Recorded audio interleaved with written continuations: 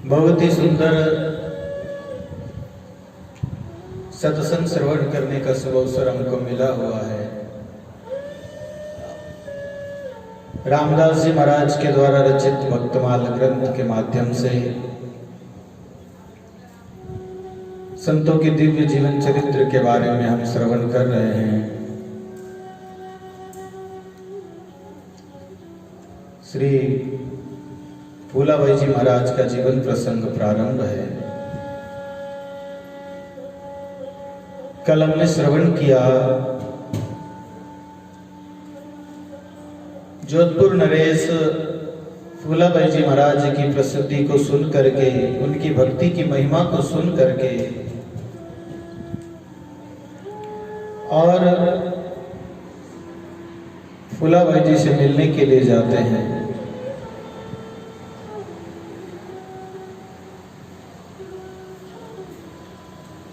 फूलाबाई जी महाराज को गांव के बाहर ही गोबर की थेपड़ियां थेपते हुए मिल जाती है और जैसे ही राजा फूलाबाई जी को प्रणाम करने के लिए उनके पास में जाते हैं तो गोबर के छांटे जब राजा के वस्त्रों पर लगते हैं तो उन्हें झटकारने के लिए ऊपर नीचे करता है। इस दृश्य को देख करके फूलाबाई जी महाराज जो है जोधपुर नरेश को कहते हैं, महाराज ऊंचा नीचा क्या करो निश्चल कर ले मन, जुगो झूठी पागड़ी और माटी मिल शीतल। ये जो तुमने वस्त्र पहन रखे हैं ये सब झूठ है, मिथ्या है। ये शरीर भी एक दिन मिट्टी में मिलने वाला है। माटी से ही उपजा माटी माही जाए, फूला कहे राजा सुनो कर लो भजन उपाय। एक दिन ये शरीर जो है वापस मिट्टी में मिल जाएगा। इसलिए जब तक मनुष्य जीवन का हमारे पास समय है तब तक अगर हम भजन साधन में लग करके साधन कर ले, सुमरण कर ले, वे मुक्ति का कल्याण का कोई साधन कर ले वे, तो ये हमारा मनुष्य जीवन जो है सार्थक हो सकता है।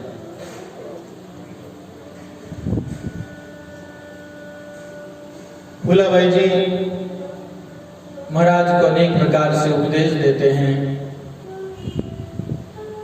सहजा भक्ति पाए लो जो वैकुंठारी आस, राम भगत हाथ में चारों मुक्ति पास।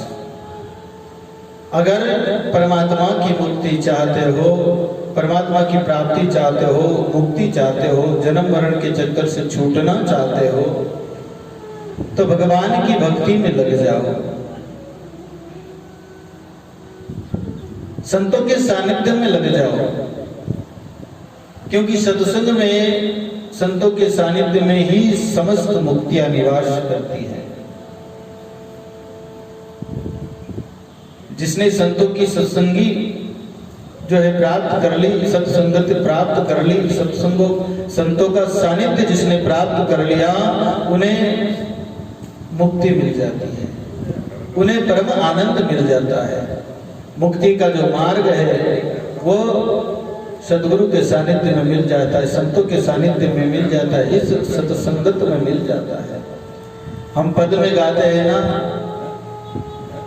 गुरु समगाता जग में कोई नहीं भाई, मुक्ति को मार्ग दियो बताए।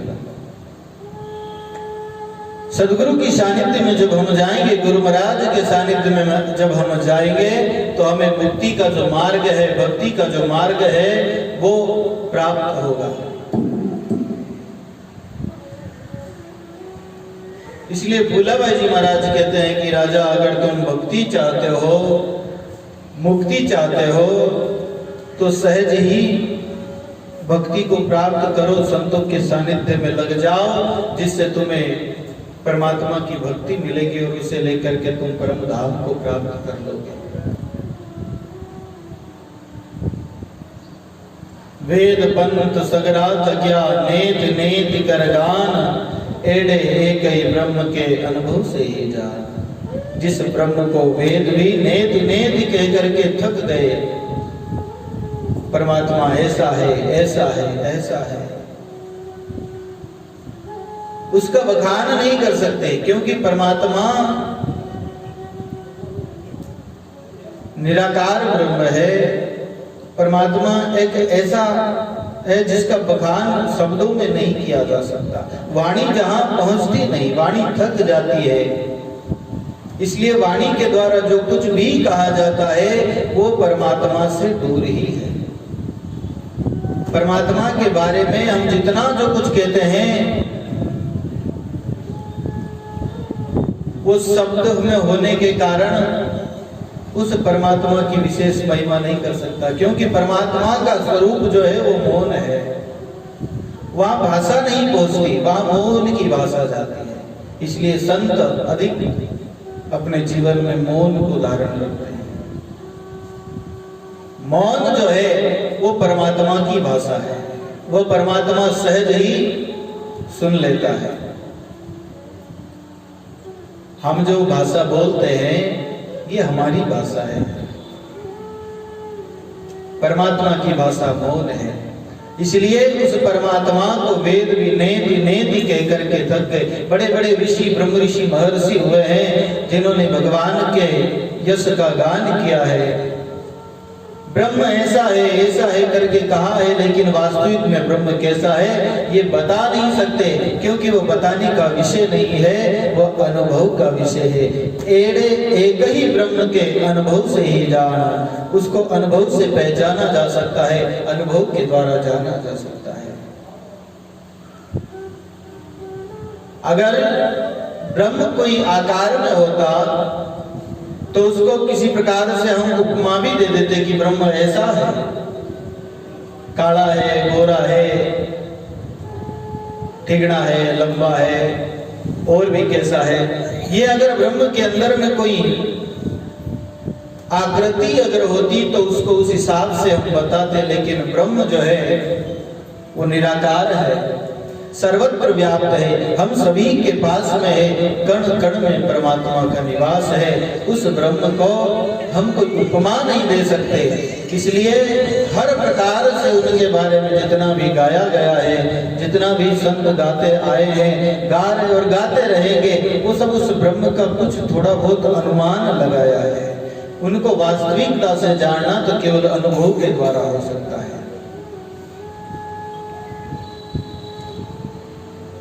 जग सारो माया किया राम माया भीस, माया चलावे राम जी जीवारो जगदीश। संसार जो है ये परमात्मा के द्वारा बनाया हुआ माया का एक प्रपंच है, एक जाल है। जो कुछ हमें दृष्टि गोचर होता है, जो कुछ हमें दिखाई देता है, वो सब माया है।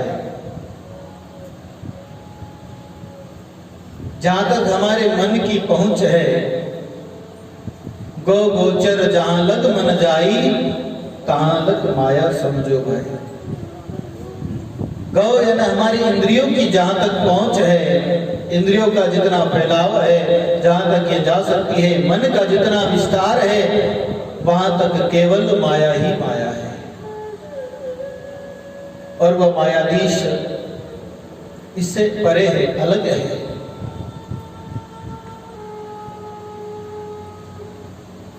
इसलिए फूलाबाई जी महाराज जोधपुर नरेश को उपदेश करते कि हे महाराज, अपने देह विमान को छोड़ करके और सब प्रकार के जो धन वैभव यश तुम्हारी फौज पलटन है, इसका जो तुम्हें अभिमान है, इन सबको छोड़ करके, राजपाट की जो आसक्ति है उसको छोड़ करके कि मेरे पास इतना धन है, इतना बड़ा राज है, मैं महाराज हूँ, ये सारी जो कल्पनाएं हैं ये सब मायावत है, ये स्वप्नवत है।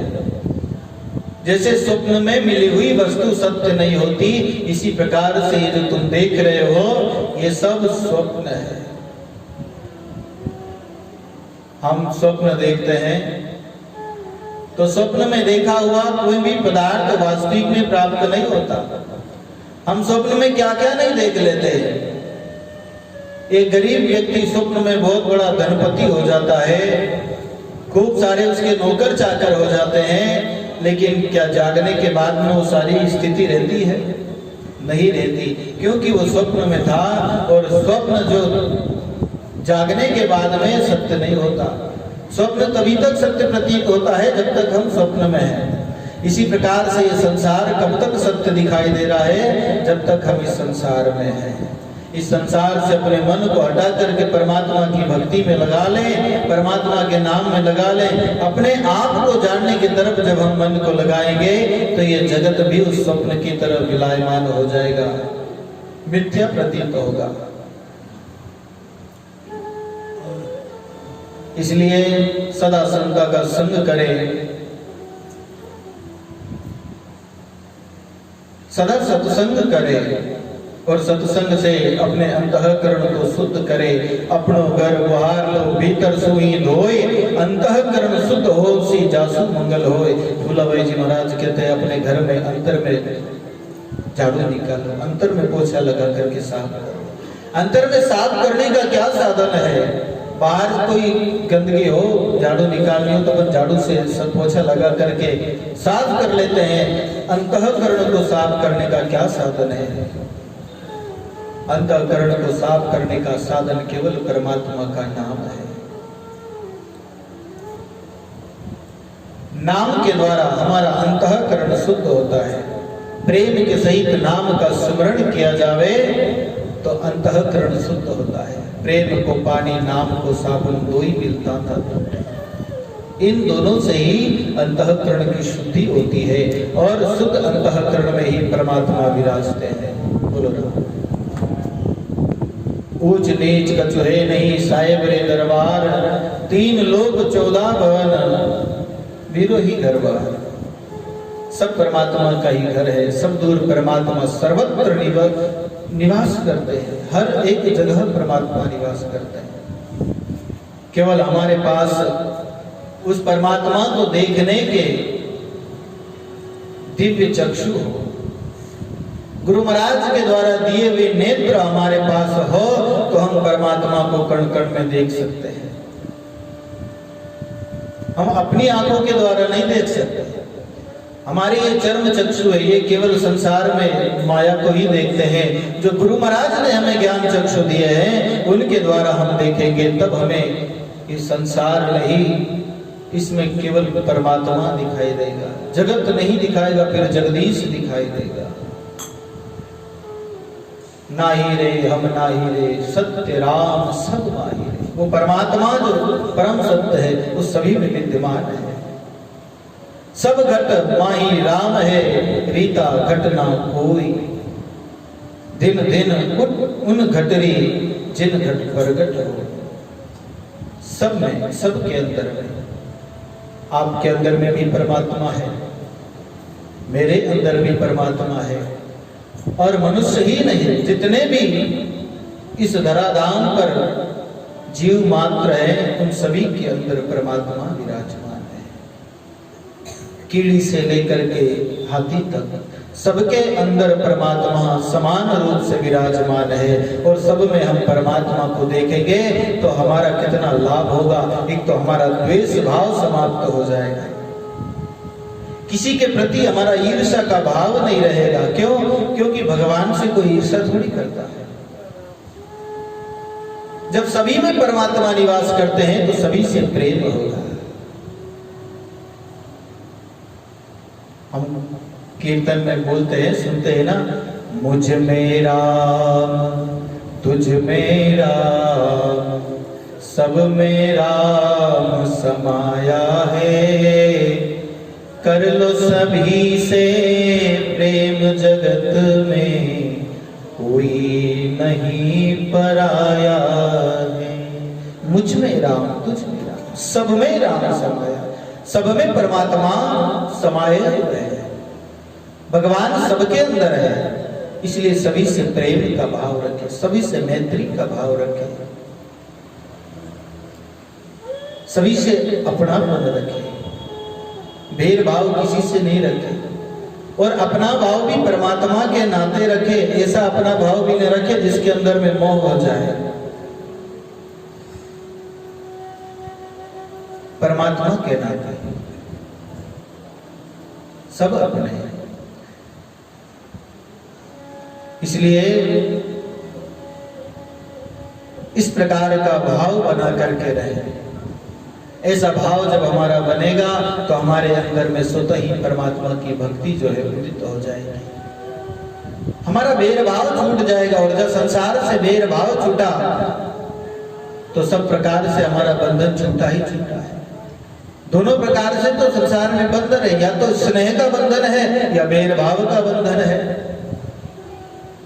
या तो किसी के प्रति हमारा राग है या किसी के प्रति हमारा द्वेष है।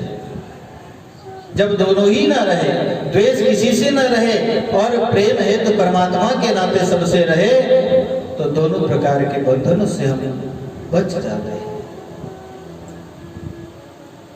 फूलाबाई जी महाराज राजों को इस प्रकार उपदेश करते हैं। फूला सरवर एक है, पनिहारी अनेक, न्यारे न्यारे बर्तनों में पानी एक का एक। वो परमात्मा कैसा है? सरवर की तरह, जैसे सरोवर होता है, सरवर की तरह परमात्मा है। अनेक पनिहारियां हैं, ये शरीर हमारे अनेक है। सबके घट जो है उन घट में अलग अलग जल भरती है। अब घट में जल अलग अलग हो गया, घट में अगर हम देखेंगे तो सब में अलग अलग दिखाई देगा, लेकिन पानी तो सब में एक का एक ही है। इसी प्रकार घट की उपाधि अलग अलग है, हम अलग अलग प्रतीत होते हैं, लेकिन ब्रह्म सब में एक ही समाया हुआ है। वह जीव चैतन्य जो है वो सब में एक ही है, सब उसी परमात्मा के अंश है। इस प्रकार फूलाबाई जी ने भक्ति एवं ज्ञान पूर्ण उपदेश महाराज को सुनाया। इससे महाराज बड़े प्रभावित हुए और विचार किया कि जिस प्रकार से साधुओं ने बताया था, फूलाबाई जी वैसी ही परम भक्त है। फूलाबाई की अपूर्व भक्ति को देख करके जोधपुर नरेश ने फूलाबाई जी को अपनी धर्म की बहन बनाया और उपहार में 5 मोहरे प्रदान की। इसके पश्चात महाराज ने फूलीबाई जी से निवेदन किया, हे भाई साहब, आप हमारी रानियों को उपदेश देने के लिए हमारे साथ जोधपुर पधारो।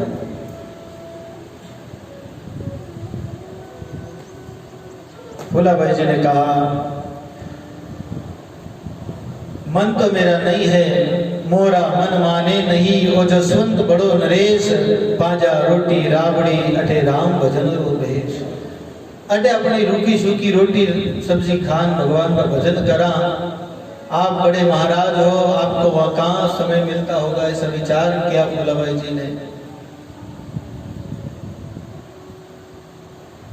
लेकिन महाराज ने खूब हट किया। फिर फूलाबाई जी महाराज ने कहा कि कोई बात नहीं, मैं आऊंगी, अभी आप जा रहे हो तो पहले हमारे यहाँ भोजन करो, उसके बाद में आप पधारना। आया हो तेराव जी भोजन करता जाजो, 2-2 सोगरा राबड़ी में थोड़ी बेलिया खाजो। हे महाराज, आप पधारे हैं तो हमारा आतिथ्य स्वीकार करें, कुछ भोजन प्रसाद लेकर के और पुनः फिर यहाँ से पधारे। हलवा पूड़ी अठे नहीं है, पानी रो है घाटो, और सोगरा करया बाजरीरा और रांधाया है खाटो। हलवा पूड़ी की तो व्यवस्था है नहीं, गरीब हाँ, और मारवाड़ क्षेत्र में पानी की भी कमी हुआ करे। फूलाबाई जी के पानी रो भी अटे घाटो ही है, तो है, पानी भी नहीं है।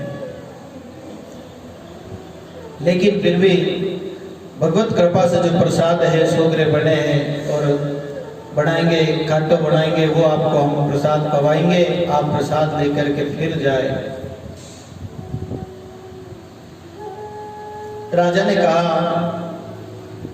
कि बहन, मैं अकेला नहीं हूं, मेरे साथ बहुत सारे सैनिक हैं और इतने सारे आदमियों की भोजन की व्यवस्था करना तुम्हारे बस की बात नहीं है, और हम ये कष्ट तुम्हें देना भी नहीं चाहते।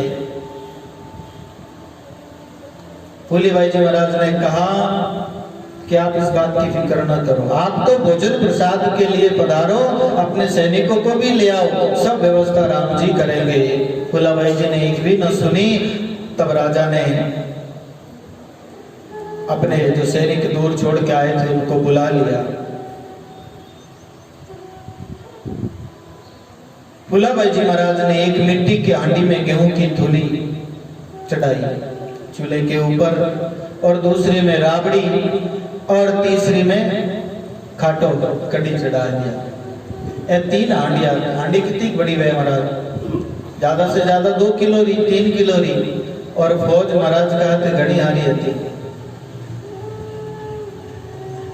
एक थाली में थोड़ो सो बाजरी रो आटो लियो और सोगरा बढ़ाए लिया। सेना सहित राजा को भोजन कराना शुरू किया, सबको पंक्ति में बिठा दिया। और परमात्मा की लीला देखो, परमात्मा की कृपा देखो। महाराज के सहित जितने उनके सैनिक थे, उन सब सैनिकों के सामने एक एक फूली खड़ी है, हाथ में सोगरा खाटो, सबके सामने एक एक फूली खड़ी है। और सबको भोजन करा रहे हैं। पातल पातल पुरसेट फूली भाई जी महाराज सब सैनिकों को भोजन करा रहे हैं। तैयार की हुई थोड़ी सी भोजन की सामग्री अंत तक समाप्त नहीं हुई। भोजन करने के बाद सैनिकों को प्यास लगी तथा घोड़े भी प्यासे थे, और वहां इतना पानी तो था नहीं। ऐसा देखते ही श्री फूली भाई जी ने एक खड्डा खोदा, और उस खड्डे के अंदर में भगवत कृपा से पानी आ गया।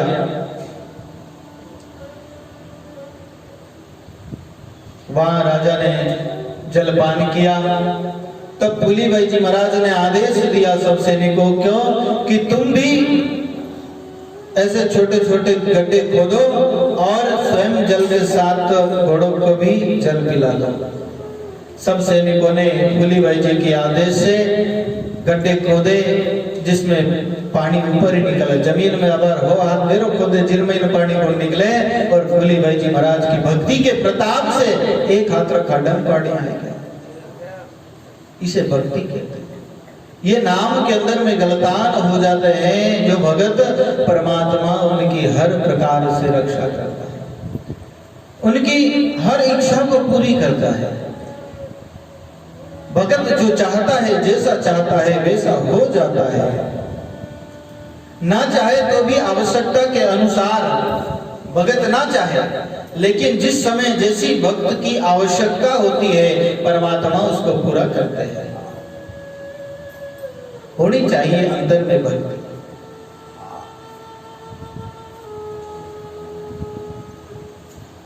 फूली भाई जी महाराज ने सबको इस प्रकार से जलपान भोजन कराया। तब महाराज और सैनिक फूली भाई जी महाराज की बुरी बुरी प्रशंसा करने लगे।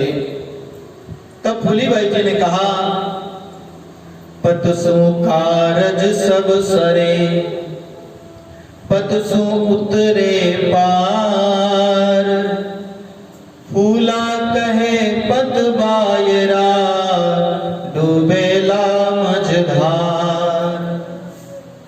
पतसु रहवे पृथ्वी, पतसु होवे दिन रात, पतसु चालो राम जी, लंबा हो सीहा। पत से चलो, परमात्मा को भरोसा रखो तो सब प्रकार से कार्य सिद्ध होते हैं। पतसु कारज सब सरे, पतसु उतरे पार। निष्ठा, हमारी एक निष्ठा, नाम के प्रति एक निष्ठा हो।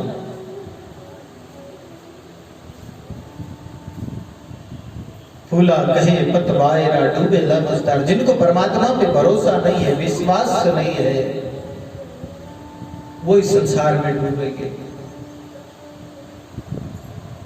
पण बांधो मारा साईं से, कोई बन जाओ रे शब्द।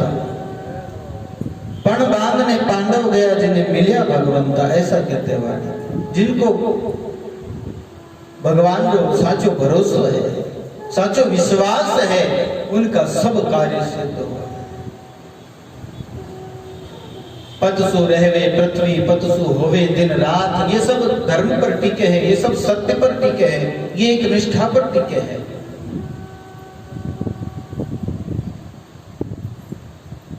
हे राजा, तुम भी परमात्मा के अंदर में अपनी ऐसी एक निष्ठा रखो। काम क्रोध मद लोभ सब अंतर शत्रु जोय, एक मित्र है राम जी जिनने लो अपना, सुख दुख बाहर है नहीं भीतर ही लो जान, भीतर ही है राम जी जिनरी करो पीछा। काम क्रोध मद लोभ सब, ये जो है ये अंतर के शत्रु है, हमारे आंतरिक शत्रु। बाहर के शत्रु बाधक नहीं है, बाहर चाहे कोई बैरी हो, शत्रु हो, वो बाधक नहीं है। ये अंतर के शत्रु भक्ति में बाधक है।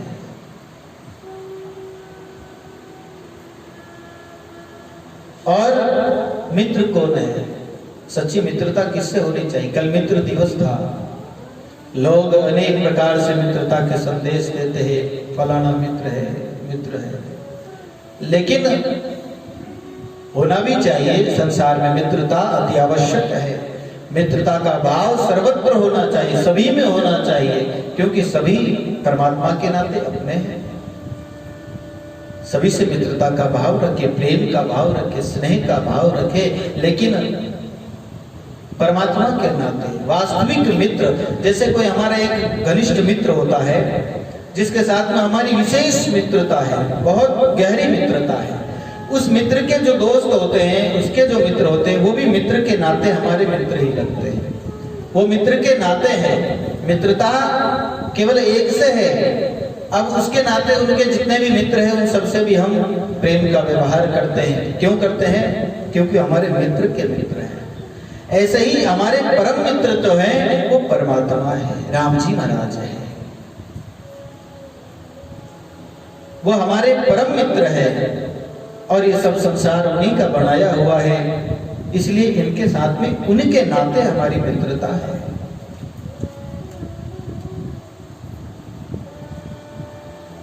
दुख सुख बाहर है नहीं भीतर ही लो जान, भीतर ही है राम जी जिनरी करो पिछाण। जो सुख दुख हम संसार में भोगते हैं, हम सोचते हैं हमें फलाने व्यक्ति से दुख मिल रहा है, फलाने व्यक्ति से सुख मिल रहा है, ये हमारी मात्र भ्रांति है। ना तो किसी से सुख मिलता है और न ही किसी से दुख मिलता है। हम जिससे सुख मान लेते हैं उसके साथ सुख है, जिससे दुख मान लेते हैं उसके साथ दुख है।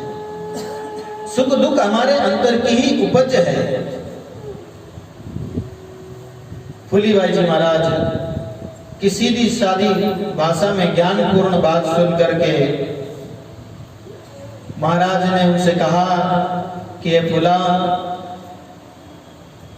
हे भाई साहब, आप हमारे साथ जोधपुर पधारो कुछ दिनों के लिए, जहां हमारी रानियों को भक्ति एवं ज्ञान का उपदेश आप दे सको, जिनसे उन्हें भी भक्ति के मार्ग के बारे में पता चले, वो भी भजन में लगे, साधना में लगे, भगवत नाम में लगे और अपना कल्याण कर सके। जसवंत सिंह जी के निवेदन पर श्री फूलाबाई जी महाराज जोधपुर पहुंची और रनिवास में गई जहां रानियां रहते थे। बोलो राम। उस समय फूलीबाई जी जो जात का वेशभूषा है, ऊंचो गागरो और ओढ़नी ओढ़ी हुई थी। जब फूलाबाई जी महाराज इस अपने वेश में रानियों के निवास में प्रवेश करी,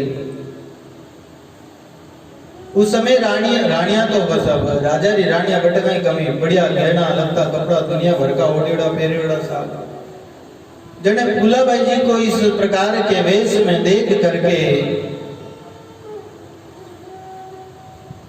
रानियां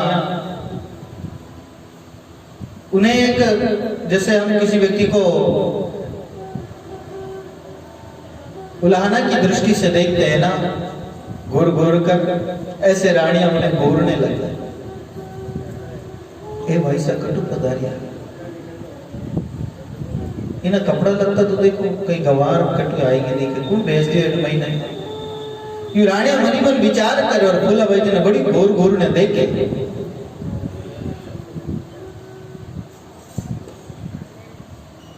यहाँ ये किस लिए आई होगी?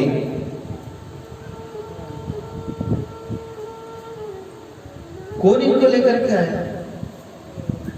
इस प्रकार से मन में सब रानियां विचार कर रही है। फूलीबाई जी तुरंत ही रानियों के मन की बात को जान गई कि इनके मन में अभी क्या चल रहा है।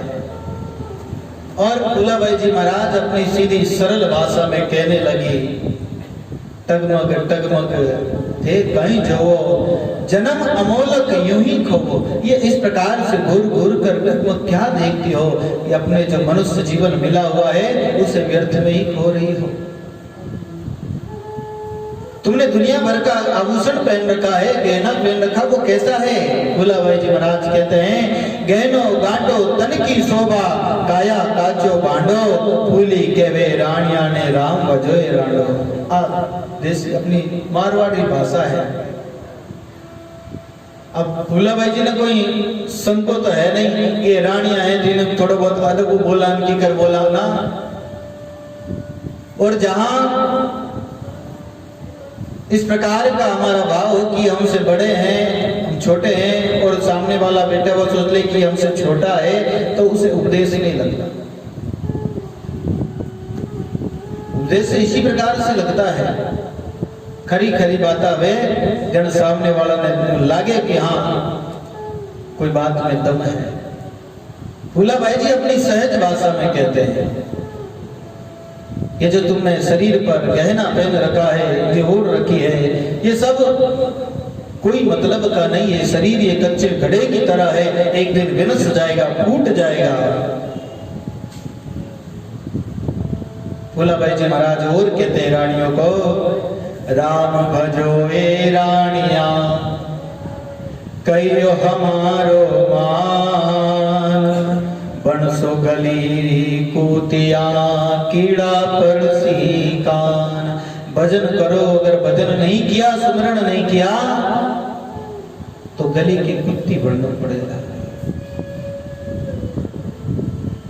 भजन के बिना 84 ही है। लग 84 भुगत कर नर्तन पायो मीट, सुख राम राम सुमरियो नहीं तो पशुआ पक्षी कीट। पुनः वही तो योनिया है। मोटा भाग सो रानिया हुई, बजलो नी किरदार, और जीनो थोड़ो मरनो पड़सी इमे नहीं दिगार। तुम्हारे भाग अच्छे थे, कर्म अच्छे थे, जिनके फलस्वरूप तुम रानी हो गई। अब परमात्मा का सुमरण कर लो, भजन कर लो, अन्यथा ये देह तो छूट जाएगी, पुनः 84 में जाना होगा। इस प्रकार फूलाबाई जी ने रानियों को फटकार लगाते हुए ऐसे शब्द कहे कि यह मनुष्य जन्म बहुत ही दुर्लभ है, इसे यूं ही विषय भोगों में गंवा देना महामूर्खता है। सच्चा वही है जो भगवान का भजन करता है। हे रानियों, आप स्त्री धर्म का पालन करते हुए प्रभु की भक्ति करो, भजन करो, राम जी का सुमरण करो। व्यवहार में पति देव को भगवान के समान समझो। पति जो है पत्नी के लिए परमात्मा है। व्यवहार में पति को भगवान के समान समझो और उनकी प्रेम से सेवा करो। प्राणी मात्र को ईश्वर का रूप मानो और गृहस्थ में नित्य नियमों का पालन करो। घर में जो नियम होते हैं एक स्त्री के, उन्हें उन नियमों का पालन करना चाहिए। अपनी तरफ से किसी को भी कोई कष्ट ना पड़े, विशेष ख्याल रखो कि किसी को भी हमारे द्वारा कोई कष्ट ना हो, किसी प्रकार से हमारे द्वारा किसी को कोई तकलीफ ना हो, हमारे द्वारा मन से, वचन से, कर्म से ऐसा कोई कार्य ना हो जिससे किसी दूसरे को तकलीफ हो जाए। फूलाबाई जी महाराज एक पद में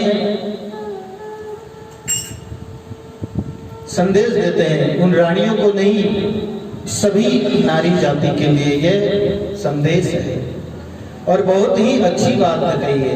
इस बात का सबको पालन करना चाहिए, सबको ध्यान रखना चाहिए। फूलीबाई जी महाराज एक पद में कहते हैं,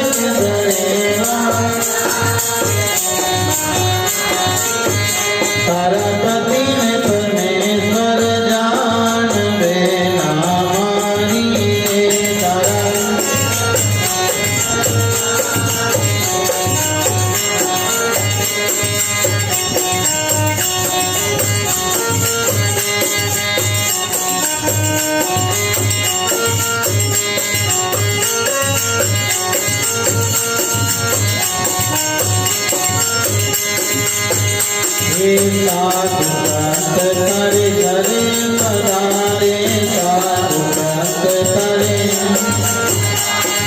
साधु संत तारे घरे पधारे, साधु संत तारे तेरी जो आदर मान देना हमारी, तेरी जो आदर मान देना, तारा पति परमेश्वर जान देना हमारी, तारा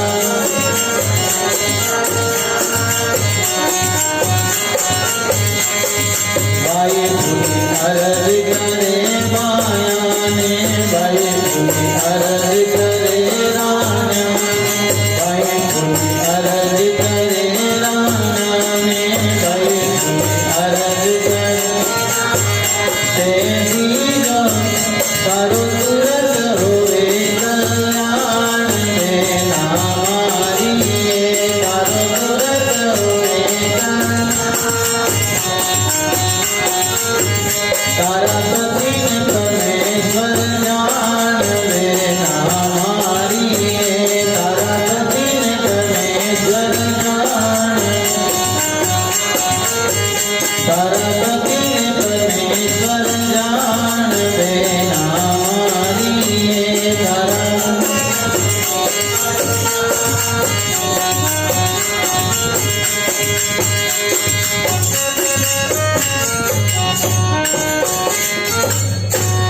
सतगुरुदेव भगवान की। फूलाबाई जी महाराज के वे रानिया ने उपदेश करे, रानिया ने अकेले नहीं, ये सबके लिए उपदेश है। संतों का जो उपदेश है वो किसी एक विशेष व्यक्ति के लिए नहीं है, समष्टि उपदेश सभी के लिए है। माता बहनों को ये विशेष ध्यान रखना चाहिए। लोक व्यवहार में जिनके साथ में विवाह हो गया है, जो पति है, जिसको पति रूप में वर्ण किया है, उनको परमात्मा की तरह स्वीकार करें। पत्नी के लिए पति भगवान है।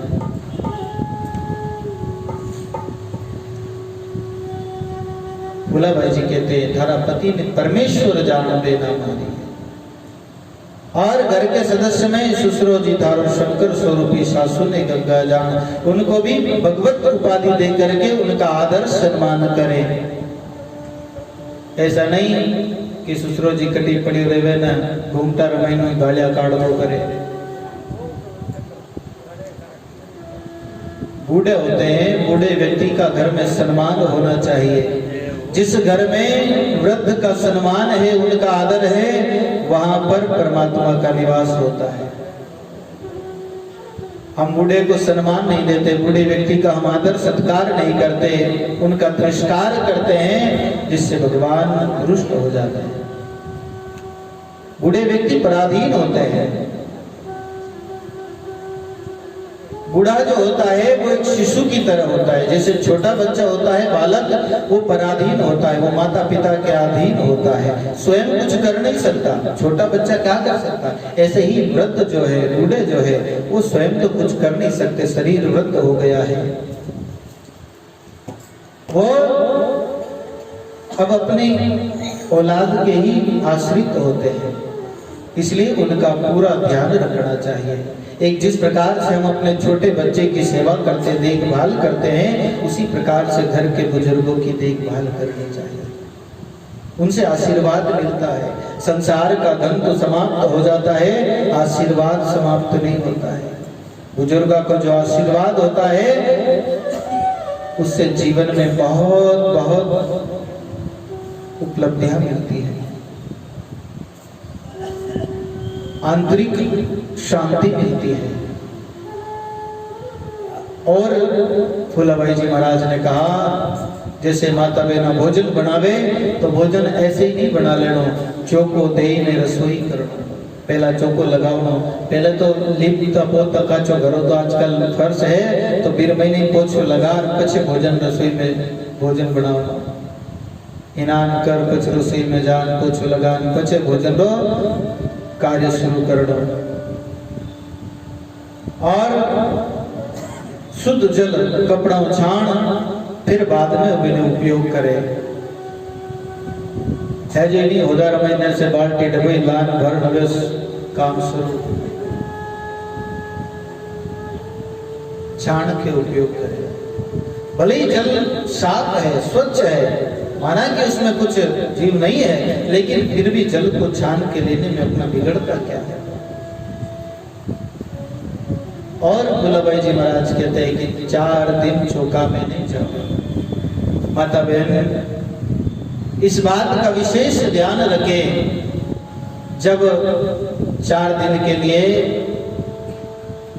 आप घर से चौके से बाहर रहे, उस समय चौके में प्रवेश नहीं करें, घर में प्रवेश नहीं करें।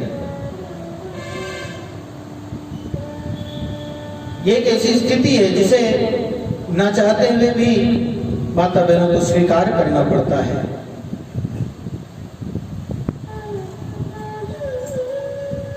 उस समय विशेष ध्यान रखें,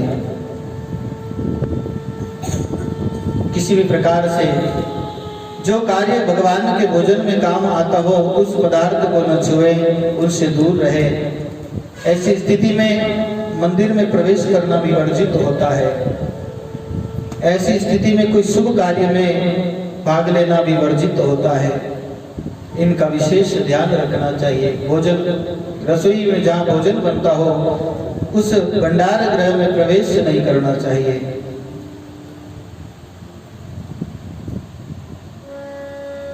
ऐसा करने से हमारे धर्म की रक्षा होती है और धर्म की रक्षा करने से हमारी रक्षा होती है। धर्मो रक्षिता धर्मो रक्षति रक्षिता। जो धर्म की रक्षा करते हैं धर्म उनकी रक्षा करता है। विशेष ध्यान रखें। और भोलाबाई जी महाराज कहते हैं गाड़ गीत में कभी नहीं जाओ।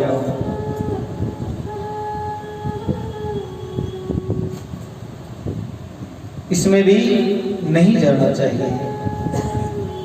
लोग व्यवहार में हम कहते हैं भाई हम नहीं जाएं तो हमारे घर कौन आएगा, लेकिन संत जिस बात को कहते हैं उस बात को मान लेना चाहिए। चाहे कोई घर आवे तो आवे, नहीं तो भले ही नहीं आवे। कभी भी भजन में जाओ, सत्संग में जाओ, गाल गीत गावने ब्याह शादिया में गीत गावे ना, बिन गावने 8-10 दिन पहला से शुरू हुए। बाया बड़ी कोड करने जावे साहब, सत्संग में नहीं जावे जी तो कोड बटे ब्यावरा गीत गावना में बट जावे। संत मना करे। फूलीबाई जी महाराज कहवे गाल गीत में कभी नहीं जावो, वो जगत करेगा बदनाम बैनाम। एक ढोल आगे कभी नहीं नाचो।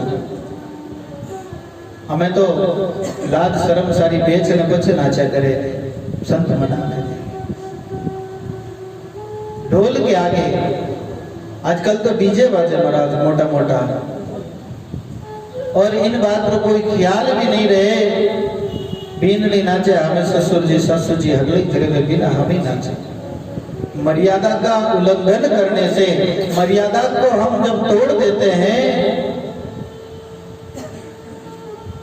तो उससे धर्म की हानि होती है। जब हम मर्यादा तोड़ते हैं तो हमारा जो स्वाभिमान होता है वो भी नष्ट हो जाता है, सम्मान नष्ट हो जाता है। धीरे धीरे हमारे अंदर में अशुभ व्यवहार जो है वो पनपने लगते हैं।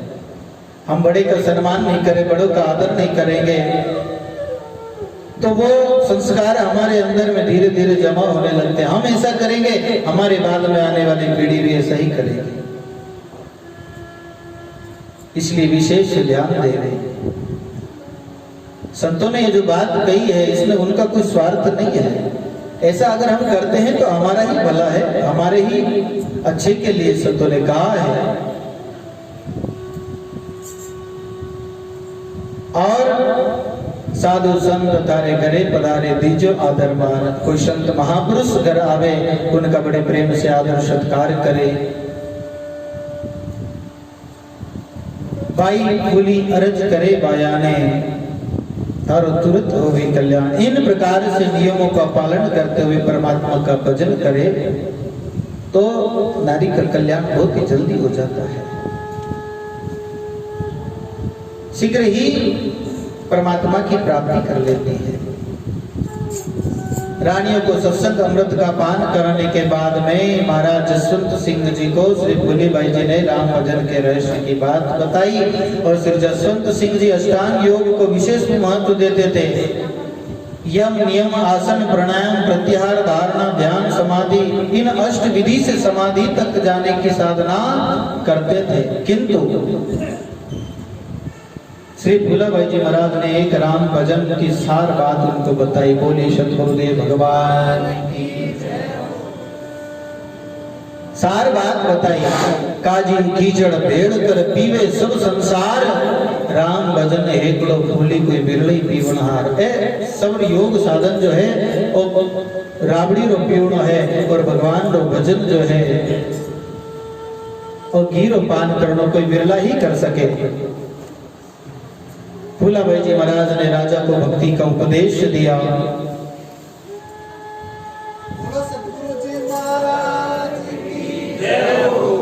भोलाबाई जी महाराज ने कहा, हे राजन,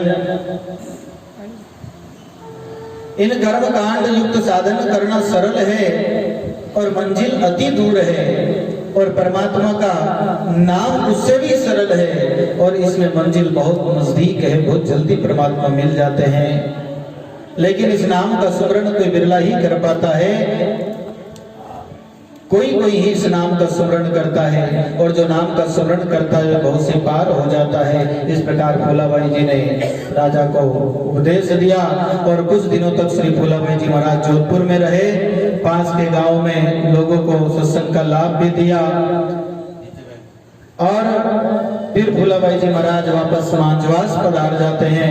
वहां लोगों को सत्संग का लाभ देते हैं, सत्संग करते हैं और सत्संग में दूर दूर से लोग भोलाबाई जी के सत्संग में आते और भक्ति का सत्संग का आनंद और भोलाबाई जी महाराज के दर्शन का आनंद लेते। श्री भोलाबाई जी ने 9 बातों को महान अपराध माना है। वो है गुरु को धारण कर मनुष्य समझना, ये 9 बात परम अपराध है, भोलाबाई जी ने माना। प्रसंग और भोलाबाई जी का पूरा होने वाला है, इनको सुनकर के वाणी को विराम देते हैं। 9 बात को परम अपराध माना है। कौन सी? गुरु को धारण करके मनुष्य समझना, ये परम अपराध है। एक अपराध होता है, एक परम अपराध होता है। तुलसी को साधारण पौधा जानना, ये परम अपराध है। श्रीमद् भागवत गीता को सामान्य पुस्तक मानना, ये परम अपराध है। गाय को साधारण पशु मानना, ये परम अपराध है। धर्म के पालन में आलस्य करना, ये परम अपराध है। साधु संतों की आलोचना करना, ये परम अपराध है। दुख के समय में भगवान पर दोष लगाना, ये परम अपराध है।